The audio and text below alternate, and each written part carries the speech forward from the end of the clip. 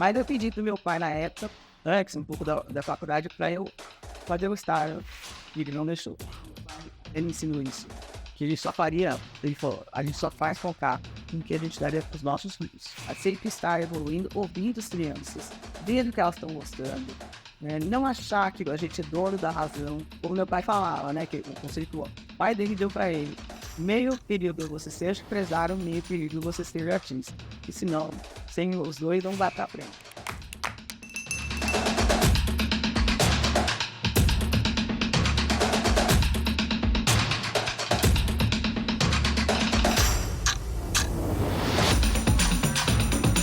Vocês devem ter reparado que a gente está num lugar um pouco diferente hoje, né?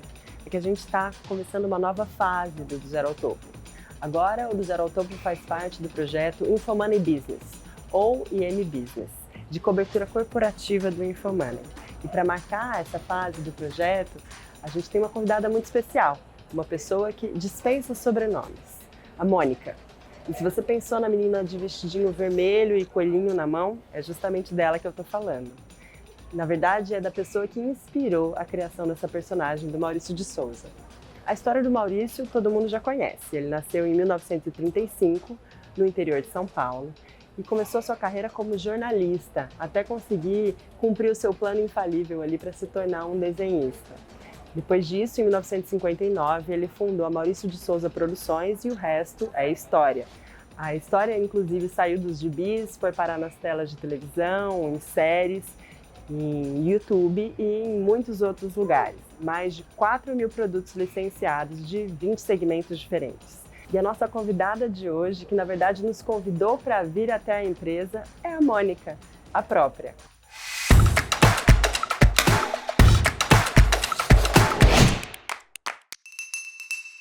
Mônica, eu queria te agradecer, na verdade, por ter me convidado para vir para cá, né? Porque normalmente eu que convido as pessoas para ir até o estúdio do podcast, então muito obrigada por me receber aqui hoje. A gente aqui é uma honra você estar aqui. E eu acho que você vai adorar conhecer o estúdio. Depois você vai fazer um passeio, vai ver como nasce a história em quadrinho, desenho animado. Então é gostoso estar aqui na Nova. Ai, que legal. Mas hoje o assunto aqui é você, né? Eu queria saber um pouco da sua história. Então, eu queria que você me contasse como que foi a sua infância, onde que você nasceu e cresceu e como foram aqueles primeiros anos de infância da Mônica de verdade, né? Bom, eu nasci em Bauru, foi mais ou menos sem querer. Meu pai estava em São Paulo quando nasceu minha irmã mais velha, Maria Ângela. Depois ele saiu da Folha de São Paulo, onde ele era repórter policial, e foi tentar a vida dos quadrinhos. Então, como ele viajava muito para viver as suas tiras, nós nos mudamos para Bauru porque a família da minha mãe morava lá. Então, para a gente ficar perto da família da minha mãe, porque minha mãe já estava grávida de mim. E aí eu nasci em Bauru, meu pai não estava, quando eu nasci, ele estava no Rio de Janeiro tentando ali viver as suas tiras, e se encontrou até com o Giraldo na época, mas ele não estava lá. Eu nasci em Bauru, depois nós nos mudamos de novo, porque aí ele já começou a melhorar e vender mais as suas tiras, e aí nós mudamos para Mogi das Cruzes, que Margarida nasceu lá. E porque ficava perto também da família do meu pai. E como ele ficava nessa história de viajar o estado inteiro, porque ele desenhava, pintava, na época não era pintura, ia para o jornal. Ele fazia arte final e depois distribuía. Ele mesmo fazia tudo isso. Então ele sempre precisou ter o apoio da família, até porque já eram 3 filhas. Eu, a Marisa, eu e a Margarida. Aí nós mudamos para São Paulo, quando ele veio para cá. E aí a infância foi muito tranquila. Éramos 3 meninas. Segundo meu pai, eu era mais agressivo um pouco. Essa história acho que todo mundo conhece um pouco, né? De bater nas crianças. Eu acho que eu mais resolvia as coisas da minha maneira. Segundo minha mãe e meu pai, de brincar na rua ou perto de casa, e a Mariana voltava chorando porque tinha acontecido alguma coisa, eu já resolvia ali mesmo, e não voltava chorando e voltava para casa numa boa. Eu tinha mesmo um coelho que eu ganhei do meu pai. Aquele coelho era quase maior que eu, arrastava aquele coelho para o lá. Também não me lembro de ter usado o coelho para bater em ninguém. Acho que não tinha esta parte de agressividade física. E sim, eu era uma criança eu vejo até pelas fotos, uma cara mais fechada, mais briguenta, mais sem filtro, falava o que vinha na cabeça. Então era mais ou menos assim. Era uma menina das 3, ali a Mariângela super chorona, a Gari toda delicadinha, e eu era mais Assertiva. partido. Aí que acho que defendia meu ponto de vista também. Acho que eu era das 3 ali, a que mais falava, que pensava. Acho que é mais ou menos. E quanto que, bom, seu pai se inspirou em você para criar a personagem mais famosa dele, né, a Mônica. Quanto que tem, então, de verdadeiro e quanto que tem um pouco de fantasia também nessa criação dessa personagem? Então, acho que meu pai criou, aquela época, a Mariângela mais velha tinha cortado meu cabelo. O cabelo da Mônica era daquele jeito por causa da minha irmã, que cortou e ficou todo acabarado. Cortou sem querer, foi assim uma brincadeira de criança. Sem saber, na verdade. Né? Ela tinha 1 ano a mais que eu. Eu tinha 3, ela tinha 4. E cortou todo o meu cabelo. Então tem as fotos, um horror de cabelo todo bagunçado. Então, acho que até isso deu origem ao cabelo da Mônica. Eu lembro, né? Essa fase, eu tinha 3 anos. Eu só sei que esta fase, a criança, tem crianças que são super delicadas e tem crianças que são mais agressivas. Eu sempre achei que meu pai exagerou. Não. Até ter minha filha. Tipo assim, pai, não existe criança desse jeito, igual a Mônica, não existe, etc. E tal. Mas aí eu tive minha filha, e até os 3 anos ela batia em todo mundo. Então, e até ela pegava o que tinha na mão e também mordia as outras crianças. Então eu tinha uma dificuldade até social com ela. Isso, na escola, etc. As pessoas não queriam mais andar com ela, e mesmo a gente brigando, deixando de castigo e tal, era dela aqui. Enquanto que meu filho, 3 anos mais novo, apanhava dela. Então, acho que tem crianças que são mais agressivas e tem crianças que vão apanhar, mas depois também vão se virar, porque eu falava até pra ela, ele vai crescer mais do que você, e um dia ele vai te bater. E dito e feito, né? Mas ela parou de bater, ela foi pra escolinha muito cedo, já trabalhava, então deixei os dois bem cedo pra ir na escola, e ela parou de bater quando ela apanhou. E eu me lembro de um grande, acho que era psicólogo, médico, infantil, que criou até o projeto de 0 a 6, que é muito legal esse projeto. Ele já é falecido, mas ele fez uma palestra na Maurício de Souza, que a gente nós não devemos nos meter nas brigas das crianças, porque se você reparar, todos os mamíferos, gatinhos, cachorrinhos, leõezinhos, eles brincam, de repente, um é mais agressivo que o outro. Aquele que foi mais agressivo, o que apanhou, vai deixar de brincar com ele. Então ele vai saber que tem que medir aquela violência na próxima brincadeira. E eu sou cercada de animaizinhos a vida inteira, e reparo muito isso. Realmente acontece isso. E isso acontecia comigo ou acontecia com minha filha. Quando eu um pouco mais agressivo, um pouquinho pesava um pouquinho a mão, as outras crianças não brincavam mais. Então você socialmente vai aprendendo que aquilo não é legal, que você não vai ter amigos se você continuar daquela maneira. Então realmente a vida vai ensinando isso para a criança que é um pouco mais agressiva. E ensinou isso para minha filha também. Então acho que isso que aconteceu. A Mônica nasceu, ela tinha 3 anos, enquanto os outros meninos das histórias tinham muito mais idade que ela. Depois, o pai foi colocando na mesma faixa etária, que facilitava até para ele escrever as histórias, tamanho, etc. Então, a Mônica estava naquela fase da criança que, quando é agressiva, é nesta fase da idade dela, de 3 anos. E depois, aí, ela foi melhorando. Mas quando meu pai escrevia as histórias, a Mônica era punida pela situação. Ou a amiga, a Margarida não queria brincar com ela, ou os meninos ficavam longe dela. Então, ele também colocava isso nas histórias, dessa maneira. Aí foi depois modificando, hoje em dia ela nem aparece mais batendo nos meninos, até para não ter como exemplo para a criançada de hoje. Sim. E em que momento que você percebeu que o seu pai era conhecido, né? Porque vocês viveram essa peregrinação, então, quando você era criança, né, o seu pai tentando ali se sustentar como um desenhista até um momento em que ele conseguiu, né? Então, as pessoas começaram a conhecer. Ele foi conhecido bastante bem cedo. O primeiro contrato, um dos primeiros contratos, tinha outros contratos, mas um dos primeiros contratos da Maurício de Souza foi com a Sica na época, que era com o Elefante. E aí teve uma campanha enorme da Sica com a Mônica tentando levar o Elefante para a panela. E foi uma agência de publicidade que criou em conjunto com meu pai. Meu pai tinha feito uma tira brincando com isso.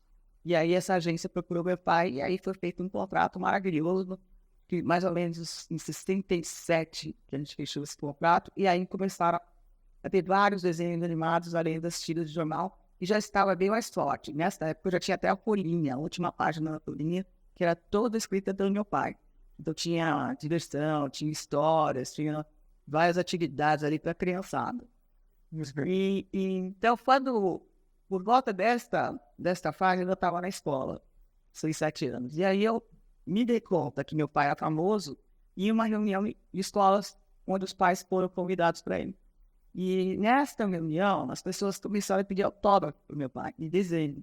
E meu pai ficou lá desenhando e autografando para todo mundo. E é ali que eu me dei conta de que todo mundo conhecia ele, que ele era famoso, que ele era uma pessoa que já era reconhecida pelos seus desenhos. Ali é que eu acho que eu comecei a perceber isso.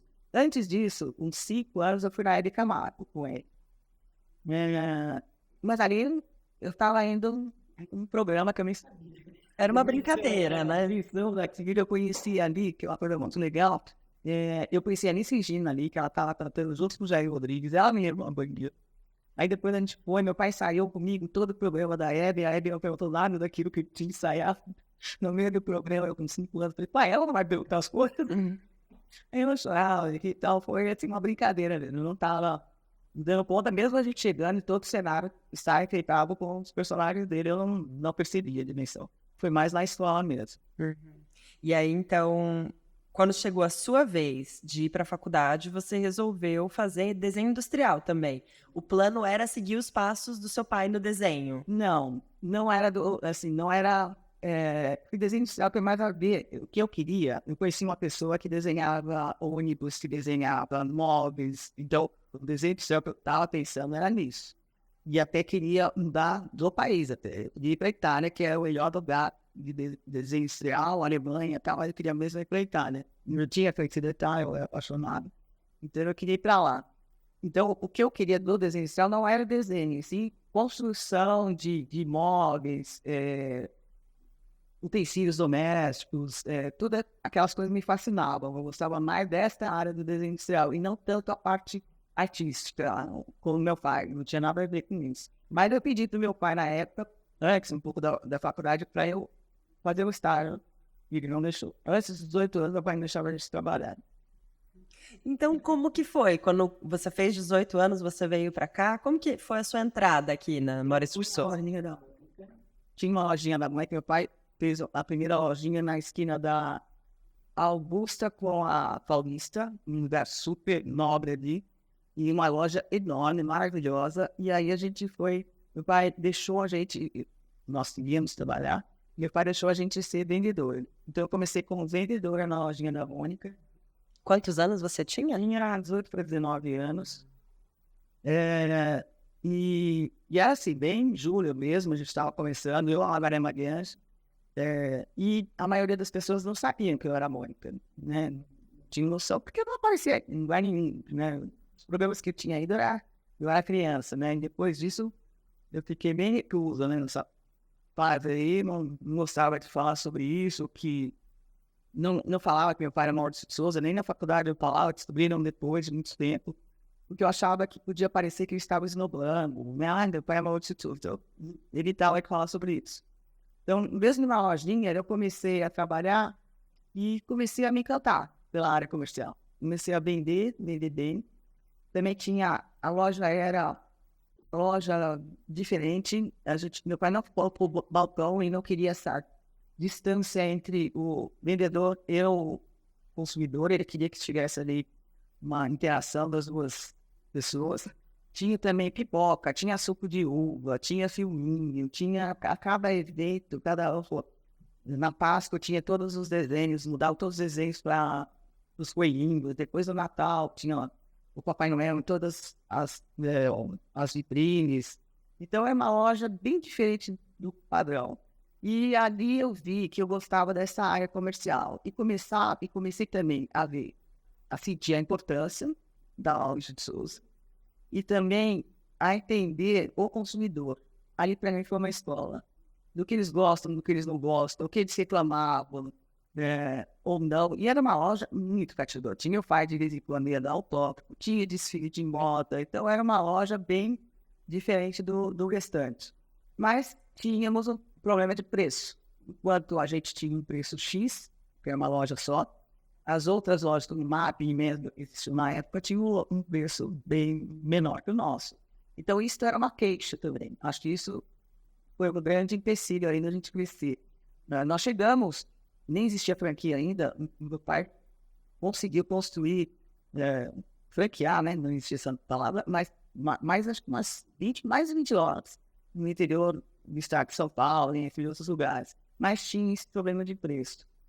E aí aquilo, acho que foi, depois eu virei assistente da gerência, e nessa mesma época eu estava me formando já, mas eu via que eu queria esta área comercial. E também depois do casamento, eu casei com 20 anos, com 22 eu tive minha filha. Foi tudo muito novo, rápido. E aí eu fui convidada para ir para a área comercial da Maurício de Souza Produções, que é a área de licenciamento. E é essa área que você está hoje, né? Então, o que tem de você dentro dessa área? O que você trouxe para ela? Porque hoje a Maurício de Souza Produções saiu e muito, né, do Gibi. Assim, o Gibi é um dos produtos, mas hoje a área de licenciamentos é talvez a maior da empresa, né? Quantos produtos vocês têm licenciados, por exemplo? Como que é a seleção disso também? Vamos lá, hoje a Maurício de Souza tem mais de 4.000 itens, 19 segmentos, mais de 200 parceiros, nós chamamos de licenciados. Acho que o que eu trouxe para... Eu entrei bem crua, e num departamento que só tinha homens, porque a área comercial era mais rígida por homens. Foi bastante difícil, eu não fui bem recebida, porque eu era filha do dono. Então, muitas pessoas que estavam ali não gostaram de estar entrando ali, porque achavam que ou eu ia pegar o lugar deles, ou eu ia espioná-los.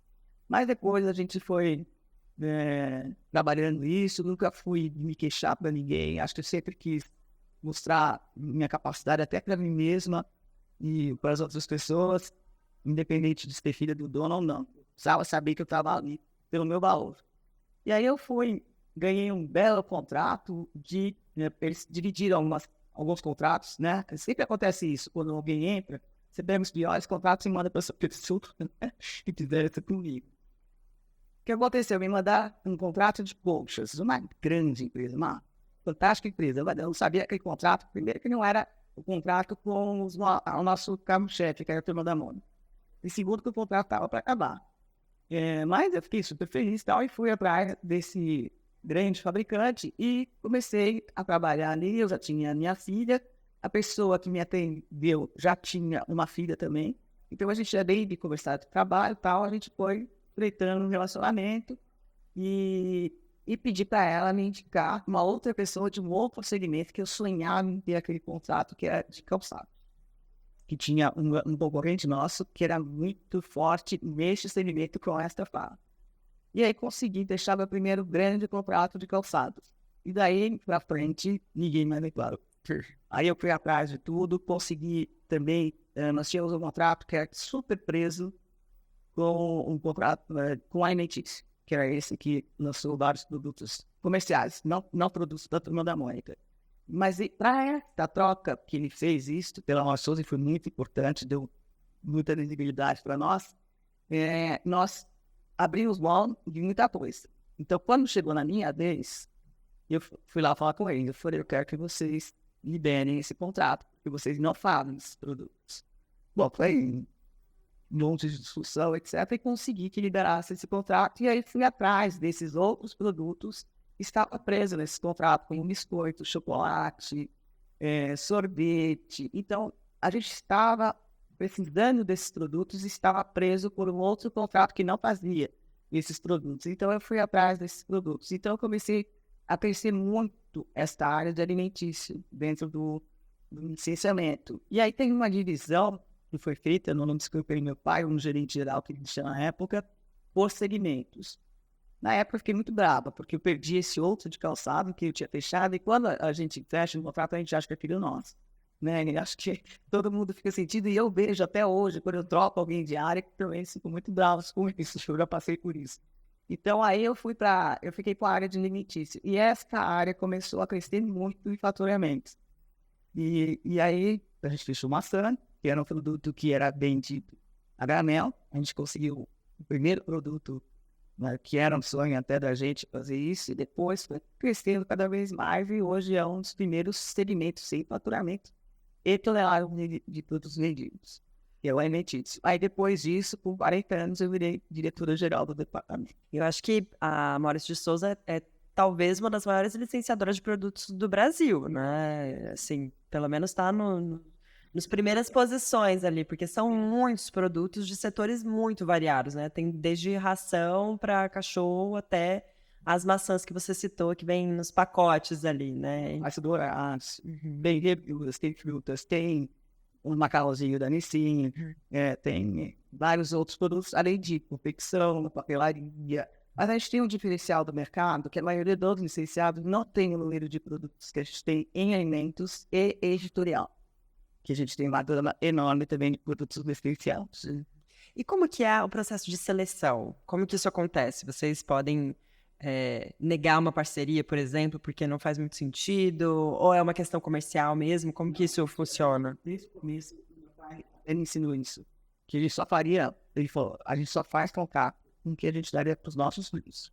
Então tem que ser o melhor. Então, mesmo as minhas buscas, desde o início, foi sempre a primeira empresa daquele segmento.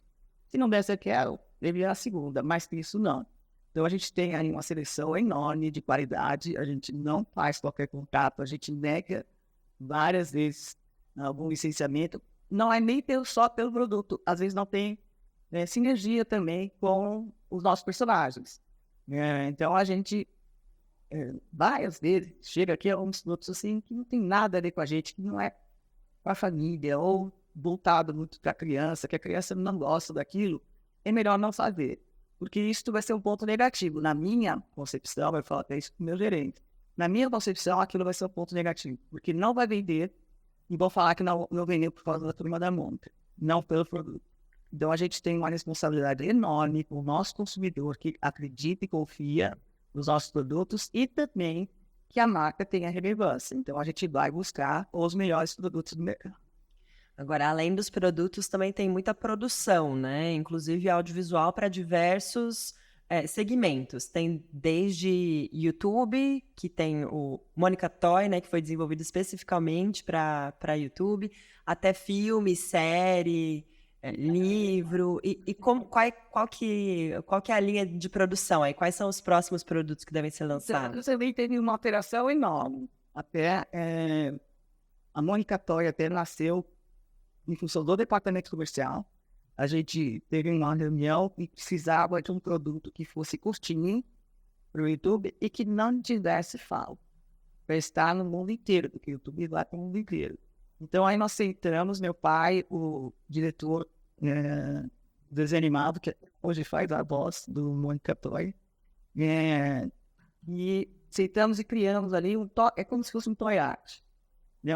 E aí, o que a gente pensava do Mônica Toy? Uma faixa etária um pouco mais elevada, para a gente não precisar tomar tantos cuidados como temos nas revistinhas e tal. Então, a gente fez Mônica Toy para uma faixa etária 14+. É mesmo? Eu tinha a impressão de que era para criança. A criança adorou, amou, e a gente aí teve que fazer uma anulagem. Mas para os produtos, a gente obedeceu essa nova proposta. Um dos primeiros contratos que a gente fez foi com a Top Stock, para produtos para adultos. Então, era tudo para adulto. Então, no licenciamento, a gente foi para essa área. Mas não adianta que a criançada amou. Pois os adultos também, né? São 19 bilhões de visualizações. E é passado no mundo inteiro. E a gente, no YouTube, dá para ver para onde vai, quais são os países que mais assistem. E o segundo lugar, o primeiro lugar é Brasil, mas no segundo lugar fica entre Estados Unidos, às vezes Rússia, às vezes o México. Então, fica ali pulando de lugar para lugar. E era muito legal quando a gente podia ouvir e ouvir não, né? A gente ler, né? E achar em todos os outros países, mas daí foi proibido, né, pelo YouTube, pelo Google, que tivesse essa comunicação com a criança. Mas a gente entendia ali que a gente não estava nos comunicando com criança, porque dá pra gente saber quando fala. Igual eu tenho um Instagram meu pessoal, eu vejo quando a criança está escrevendo para mim, não respondo, porque ali elas nem deveriam estudar, mas elas não estudam. E a gente vê até pelo português, ou pelo que escreve e tal, se é criança ou não. E muitas das avaliações eram de esse feedback, mas foi proibido, entendo, até para não ter essa comunicação com a criança direta. É um cuidado que eles tinham que ter. Então, a Mônica Toy nasceu quando a Mônica fez 50 anos. Além do que, a gente fez uma alteração também importante, que nos nossos desenhos animados, eles eram mais parados. E até eu fui viajar com meu filho, que cuida hoje do departamento de audiovisual, e a gente foi para uma feira para vender os nossos filmes. E a gente recebia esse tipo de argumento, que nossos filmes eram mais parados e tal. E aí, quando a gente voltou também, a gente fez uma readaptação do desenho animado, que poucas pessoas percebem, mas a gente percebeu que a gente foi lá para cima em audiência depois disso. Porque o nosso desenho animado vinha muito da história em quadrinhos. Ainda vem muita coisa da história em quadrinhos, mas com outra direção. Tem que ser mais corrido, porque a criança está diferente. Ela é a mesma criança, ela gosta das mesmas coisas, mas ela está mais querendo uma coisa ágil, senão ela nem para assistir.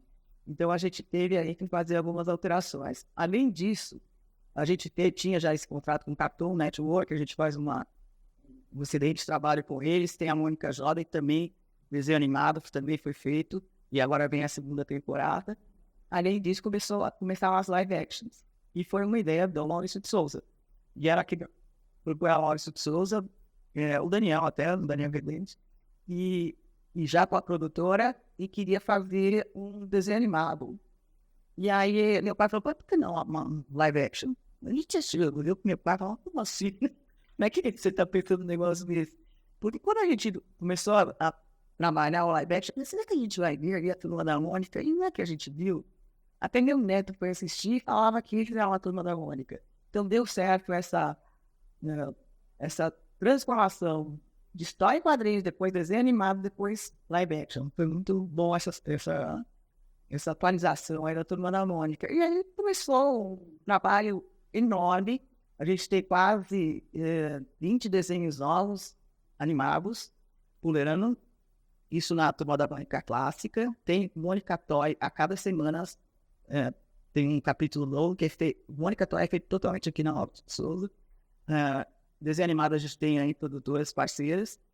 Tem a Mônica Jovem, que é a segunda série que a gente está lançando agora. Então a gente está em uma série de outras plataformas, além do YouTube, streamings, desenhos como agora a Samsung.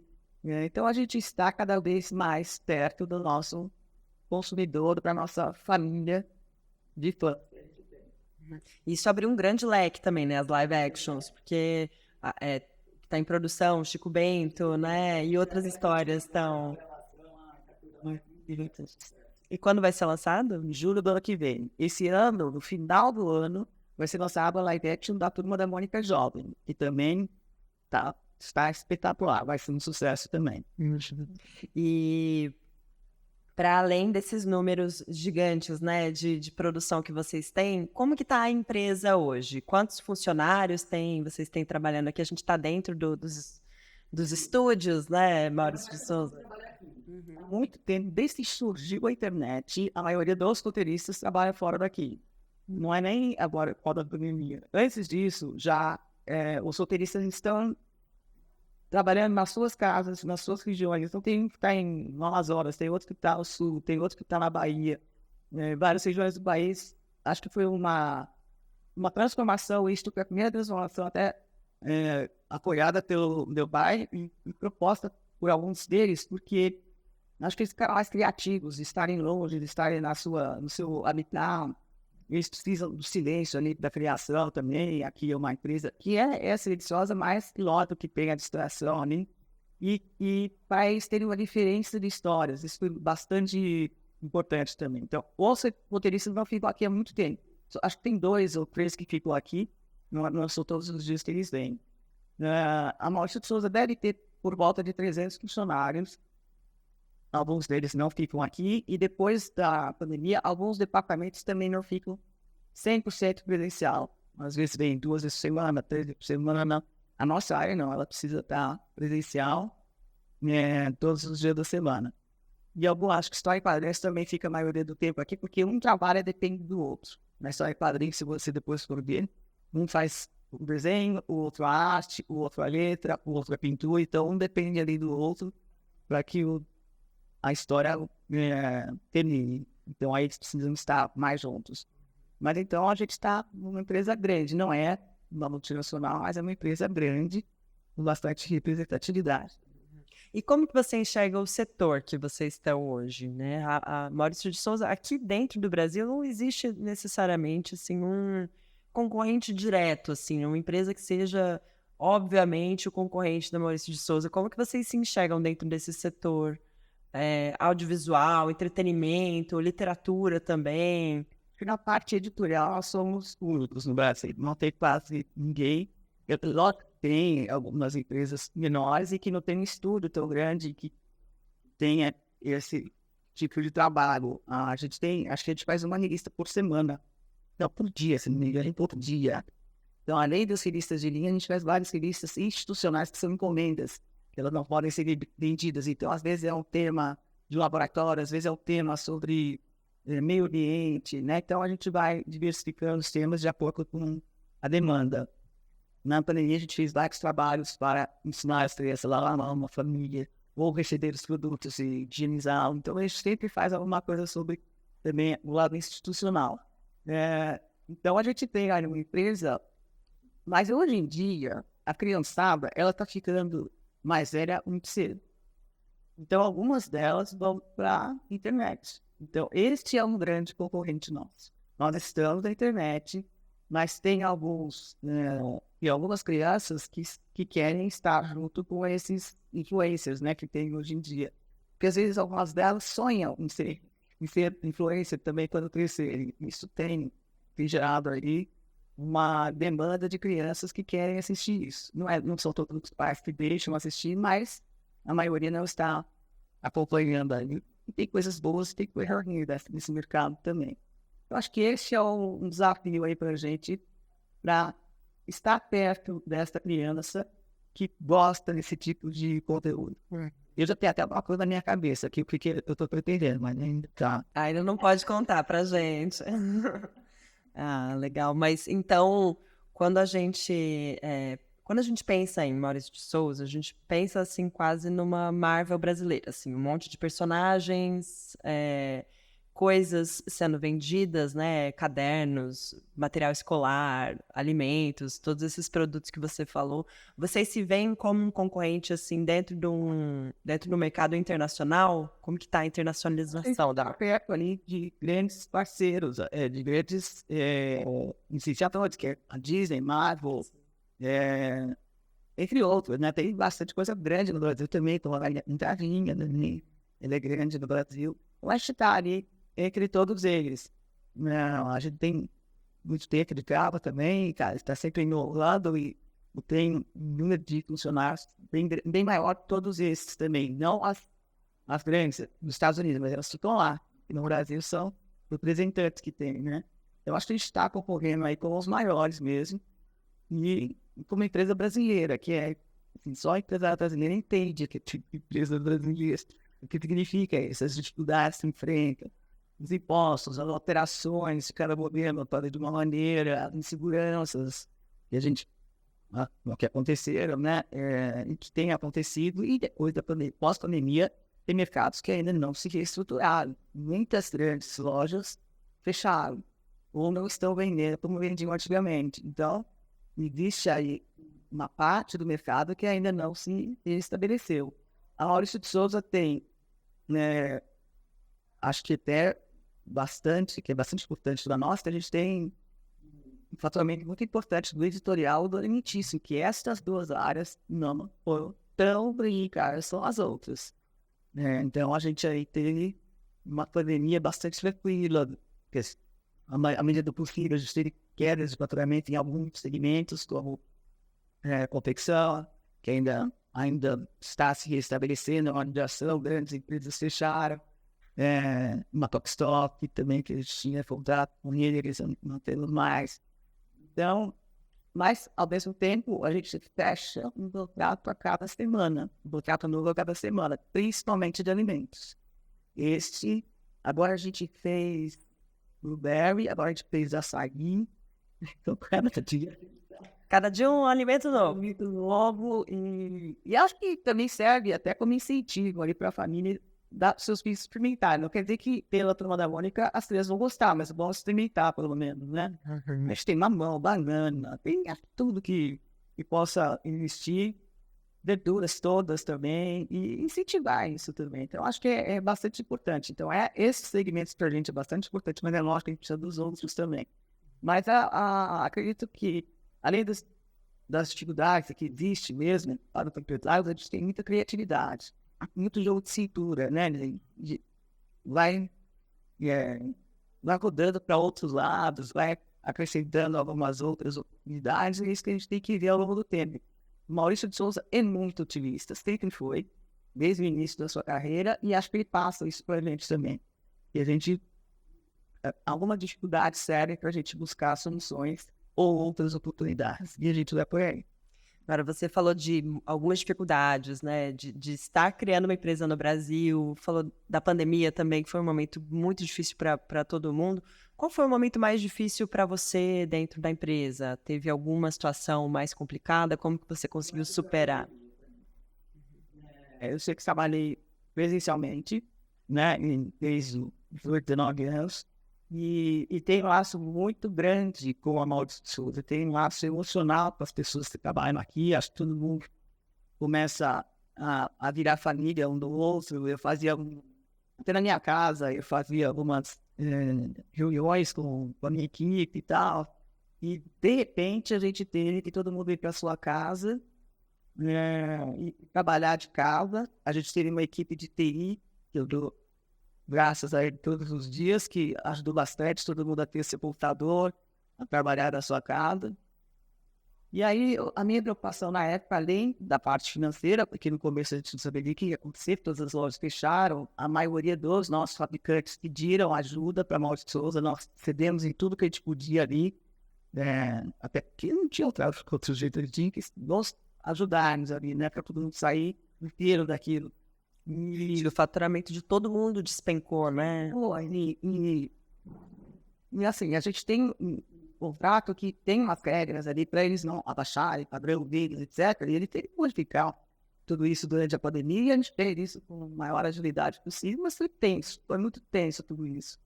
Então eu fazia até reunião com a minha equipe diariamente, todo dia nós nos reunimos para falar de trabalho, mas também para nos vermos. Tem pessoas que moravam sozinhas, eu tinha preocupação dessas pessoas, que a empresa era a família delas. Então eu tinha muita preocupação delas entrarem numa depressão. Até tem uma pessoa que às vezes estava de pijama, depois do tempo eu estava de filosofia, a gente via ele que estava me sornando e falava besteira também, sabe? Entrava e falava de coisa, amenidade, ou aniversário, também que eu dava parabéns para todo mundo que fazia aniversário. A gente tentou fazer o melhor possível.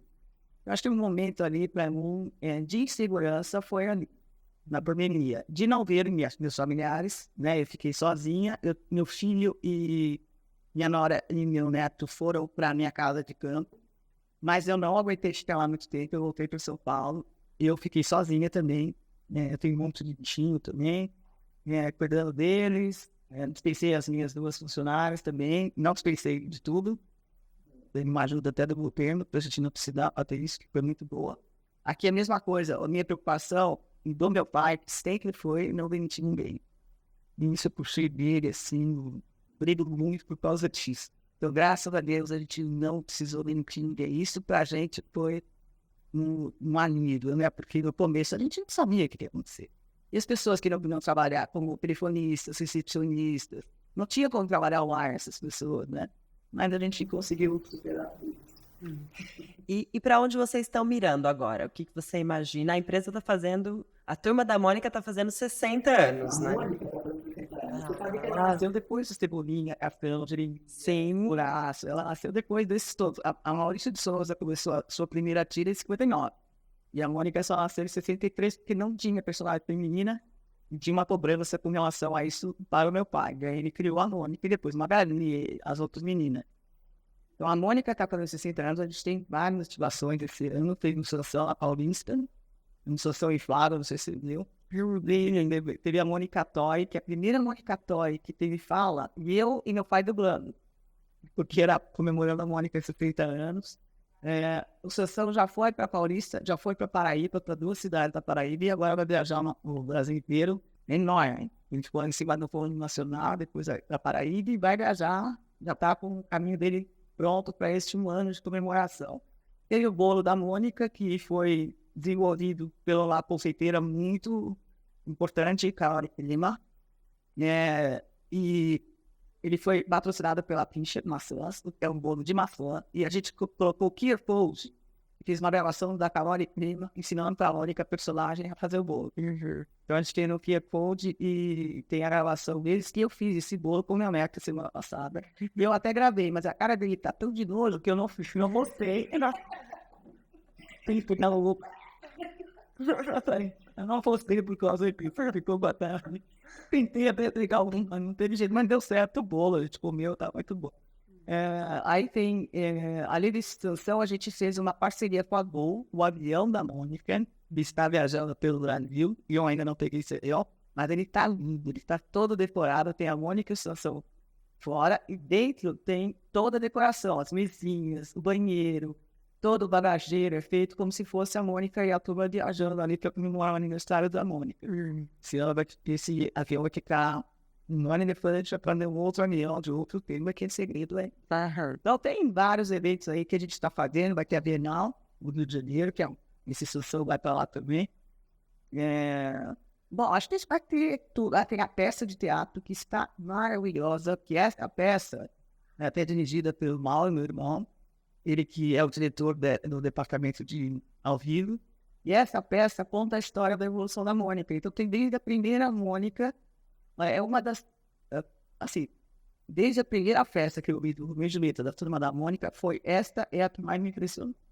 Que ela tá linda, tem até a Mônica Toy, que nunca apareceu em lugar nenhum, tem Mônica Jovem, tem, tá fascinante, ela vai pro Rio agora, acaba esse mês, já acabou, né? E vai agora para o Rio de Janeiro e depois espero que viaje no Brasil inteiro. Então vai ter várias ativações de comemorações, vários produtos com o logo Mônica 70. Vai ter revistas, livros sobre a Mônica. Não tem muita coisa, né, gente? Estou deixando metade do que eu levo fora disso. Mas depois a gente até pode passar para vocês. E como que vocês, então, uma empresa que foi fundada em 1959, né, faz para se manter atual? Porque vocês continuam lançando inovações, né? Continuam conversando com públicos distintos. Como que é feito esse desenvolvimento, né? O mais importante que eu acho, que eu aprendi com meu pai, é ouvir o consumidor e fã. Desde o início da sua carreira, quando ele decidiu fazer esse comercial da Pastica, ele tinha tido jornal. Ele fez uma enquete com as pessoas no jornal. Ele pedia para as pessoas falarem o que achavam daquilo. E aí ele ouviu e deu certo, foi super bem. E a mesma coisa eu acho que eu percebi na lojinha da Mônica. Quando eu ouvia o que as pessoas queriam da gente, o que eles pensavam dos produtos. Acho que quanto mais a gente nos entregarmos para este fã, para este consumidor, ou para os fabricantes também, é tudo um conjunto, né? Não dá para eu fazer alguma coisa que o fabricante seja totalmente contra, ou eu tenho que convencê-lo, ou ele vai me convencer de maneira diferente. Mas eu acho que tudo em conjunto, e a gente trabalhar em equipe com todo mundo que está à nossa volta. E essa seria também o conselho que você daria para quem está... Sempre estar evoluindo, ouvindo as crianças, vendo o que elas estão gostando. Não achar que a gente é dono da razão, dono do mundo. Sempre ter a humildade de saber o que está acontecendo no mundo. Não é porque a gente é o primeiro em história e quadrinhos que a gente vai ficar, sossegar e pronto. A gente sempre tem que nos instigar a fazer coisas melhores. E ouvir o nosso consumidor, ouvir os nossos fãs, ouvir o que acontece no mercado. Porque, assim, na área comercial, todo mundo é muito sincero, assim, sincericível. Vocês falar, não, não quero, ou tá dando certo, não tá dando certo. Mas na área de artes, as pessoas têm um pouco mais de resistência de chegar para um artista e falar, não gostei disso, ou não tá dando certo isso. Então, acho que é importante essa área comercial para passar essa visão do mercado para os artistas. Porque é bastante importante. Um artista, como meu pai falava, né, que o conceito que o pai dele deu para ele, meio período você seja empresário, meio período você seja artista. Porque senão, sem os dois, não vai para frente. E, Mônica, queria fazer uma pergunta pessoal. Você tá usando vermelho. E você disse que você demorou muito tempo para fazer as pazes com essa cor, né? Como que foi esse processo? Eu sempre gostei de ver minha mãe me vestir de vermelho. Então eu gostava de vermelho, achava que moreno fica muito bonito de vermelho, é uma cor que realça. Mas eu deixei de usar vermelho por causa da Mônica, da questão de quadrinhos, e principalmente da fase pré-adolescente, adolescente, e depois não comprava mais vermelho. Eu acho que eu me sentia assim, que se eu usasse vermelho, eu estava me exibindo. Estava falando, eu sou a Mônica, ai, olha, eu uso vermelho. Então eu deixei de usar o vermelho por muitos e muitos anos. Eu fiz as pazes há pouco tempo. A primeira vez que eu saí foi numa festa de vermelho, foi quando meu pai fez 70 anos. Ali eu fui de vermelho e fiz questão de estar vermelho e gostei muito de fazer as pazes com essa cor, e hoje eu uso bastante vermelho. Eu não uso também rosa, laranja, gosto muito do verde, a cor preferida é o verde, cebolinha, mas eu uso bastante vermelho também. E você também falou que você se desenvolveu muito, né, dentro do trabalho aqui. Então, eu queria saber, assim, qual foi a habilidade que você precisou desenvolver para estar aqui dentro na posição que você está hoje e também para levar a empresa nesse patamar que ela está hoje, né, que tem muito do seu trabalho. Eu acho que na área comercial, você tem que ter humildade. Não você já tem, vai para o próprio fim. E saber que o mundo dá voltas. Um dia aquela pessoa não tem interesse em falar com você, no dia seguinte ela pode ter. Então a gente não pode levar isso como se fosse alguma coisa pessoal, né? A gente tem que levar isso como bem da empresa. Então, se eu precisava estar 10 vezes naquela empresa que eu tenho interesse, que seja bom para o nosso portfólio, para o nosso licenciamento, eu vou 10 vezes naquela empresa. Eu não tenho vergonha alguma de fazer isso. Então, acho que a primeira coisa da área comercial não ter pudor. A gente tem que ter respeito próprio, tem que ter vaidade, mas tem que saber também que a gente tem capacidade para aquilo. Então, eu passo muito isso. Acho que a área é uma área muito importante. Todo mundo fala que a área de artes aqui da Maurício de Souza é fundamental. Eu acho que é fundamental, é dela que a gente se inspira todo dia para fazer coisas novas, mas ele é o coração, e a área comercial é o pulmão. Ela precisa uma da outra para se criar, se reinventar. Eu acho que também essa parte de não levar para o pessoal foi muito importante para mim, de não achar que porque eu era filha do Maurício de Souza eu ia conseguir tudo que eu quisesse, né? Também foi fundamental. Não tenho isso, não tenho vaidade alguma por isso. Eu lembro que uma vez eu estava na sala de espera de uma grande empresa que a gente tinha comprado nos anos 80, e a minha tia, que já era muito mais um dia, entrou e falou assim, mas o que você está fazendo aqui, esperando aqui? Não tem cabimento de esperar aqui, você tem que esperar na sala. Espera de um outro departamento, não aqui. Aqui, assim, me deu até arrepio. Eu falei, nossa, mas assim, por que eu vou achar que eu sou mais que a outra que está aqui? Então, eu não gosto dessa posição. Claro que eu tive vantagem de ser filha do Maurício, principalmente porque eu tive meu segundo filho. E ele tinha muita alergia e tal, e eu tinha que faltar muito. E chegou uma hora que eu falei, não, acho que melhor eu sair e tal. Meu pai, naquela época, falou, não, trabalho é meio período, então eu tive essa possibilidade. Então, eu acho que também faço isso na minha área, quando alguém tem problema com filho, familiares, enfim, cuidando dessas pessoas que são importantes para elas, isso tudo. É uma empresa humana, tem isso. Então, acho que é difícil, talvez, trabalhar em outra área, outra empresa que não seja assim. Mas ainda falta, a gente vai aprendendo todo dia a gente tem que se inovar. E hoje em dia a gente tem tanto aqui dentro da Maurício de Souza, sobre inclusão, sobre diversidade, e a gente vai aprendendo sempre. Acho que é isso, é não fechar os olhos para nada que acontece no mundo. E uma última pergunta, então, Mônica. Tem algum livro, alguma série, algum filme que você sugere para quem está acompanhando a gente, que o pessoal sempre gosta de saber? Olha, Tem dicas? viciada em série. Viciada.